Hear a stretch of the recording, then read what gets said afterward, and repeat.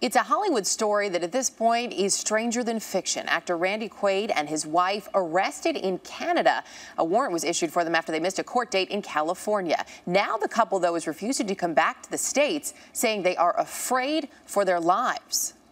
Thank you. We love you, Canada. Actor Randy Quaid and his wife, Evie, are under arrest in Vancouver after failing to appear in a Santa Barbara, California court on burglary charges. The couple, whose behavior has become increasingly erratic in the past few years, asked Canadian officials for asylum. Under questioning, Evie Quaid told authorities she believes actors David Carradine and Heath Ledger, both former co-stars of Quaid, didn't die as reported, but were, in fact, murdered. Heath Ledger was murdered.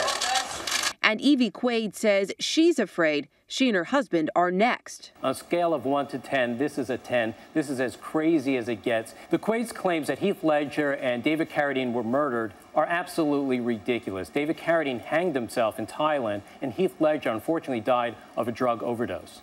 Randy Quaid has appeared in over 90 films, including National Lampoon's Vacation and most recently in Brokeback Mountain. You ranch this. You ain't never no good. But in recent years, his career has slipped, and he and his wife have had several bizarre run-ins with the law. In September 2009, the Quaids were charged with fraud for running out on a $10,000 hotel bill.